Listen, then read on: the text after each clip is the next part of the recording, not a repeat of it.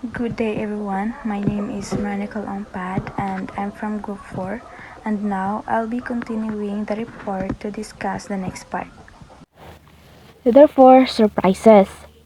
So when we say surprises, mauni ang mga unexpected events like natural disasters, economic crashes, health crisis that can disrupt the operations. Pero if you have a thoughtful planning, it can help mitigate harm.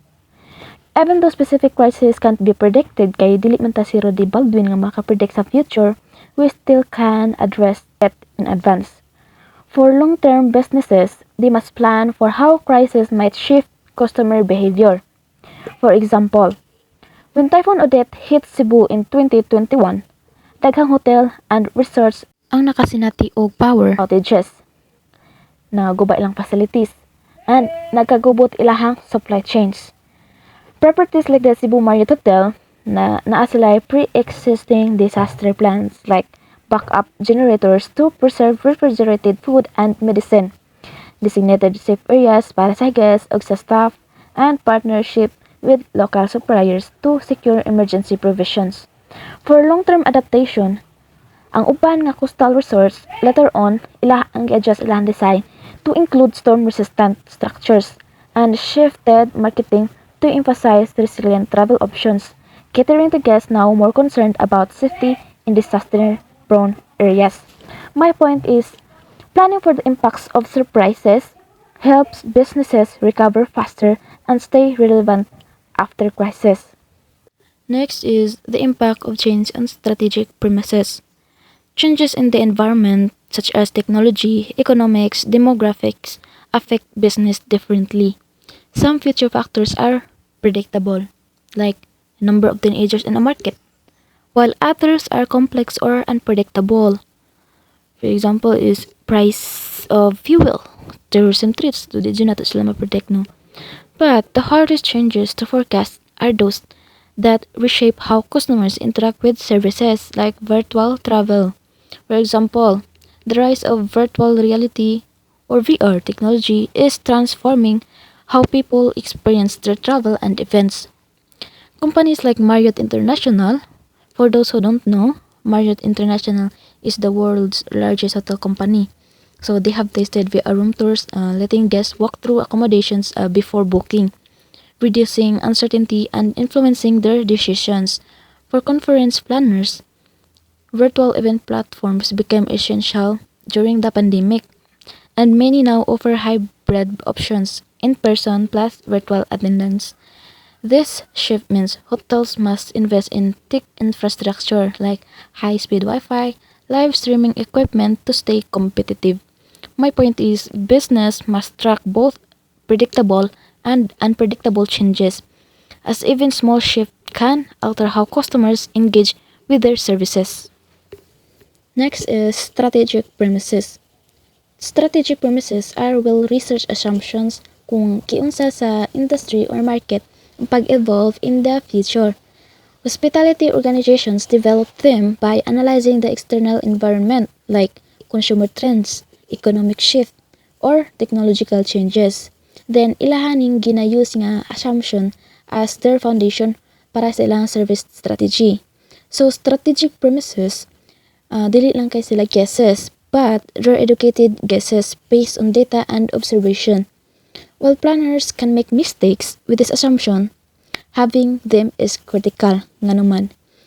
It's because if wala sila clear premises, imuhang business will lack of direction. Dave Thomas 5 Trends. So in the right side, mo na si Dave Thomas. Si Dave Thomas is the one who founded Wendy's Old Fashioned Hamburgers in 1969. When Dave Thomas founded Wendy's in 1969, na siya gihimo nga strategy around 5 consumer trends. He identified each addressing a specific need that shaped the business's success. First, people wanted choices. Of course, customers were frustrated with prepackaged, one-size-fits-all products and craved influence over what they purchased. They wanted options that felt tailored to their preferences, not dictated by brands. For example, the major coffee chains like Starbucks. If mo-order ka og latte, pwede ka makapili kung unsa nga milk ang imong ibutang. It's either dairy milk, oat milk, almond milk, depends on unsa imong ganahan.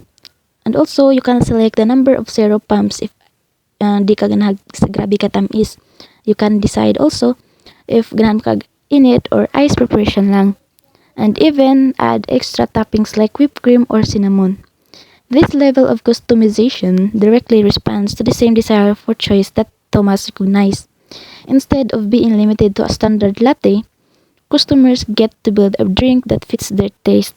For businesses, this means giving people control makes them feel valued and more likely to return. Second, people were fed up with poor quality. There was growing demand for fresh, natural products as consumers grew tired of processed, low quality goods that lacked flavor or nutritional value. For example, consider the local restaurants in Cebu nga ilang gi-specialize ang lechon or sinugba nga seafood. So daghan nila gina-advertise nila nga ang ilang ingredients is fresh. Kay kini gikan pa sa carbon market or kani nga kanang seafood is karon pa dyan yung buntaga na kuha. So unlike frozen or pre-marinated alternatives that can taste bland or artificial. So this aligns with Thomas' focus. So iyang gihimo ang Wendy's as stand out by yun sa maniya wala siya nagamit og kanang frozen beef.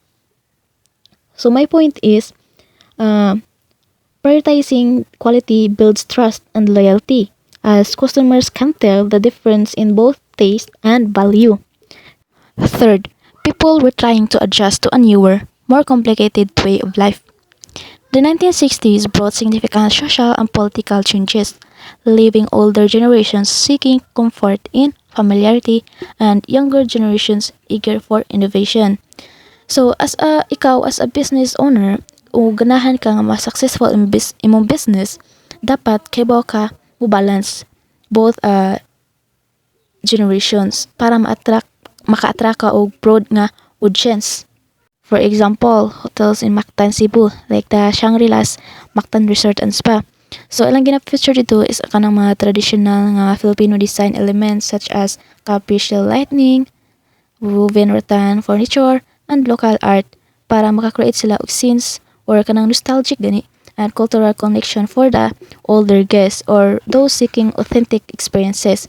At the same time, nag-offer po sila og modern amenities like high-speed Wi-Fi, co-working spaces, and tech-enabled check-in for younger travelers or business professionals who value convenience and innovation.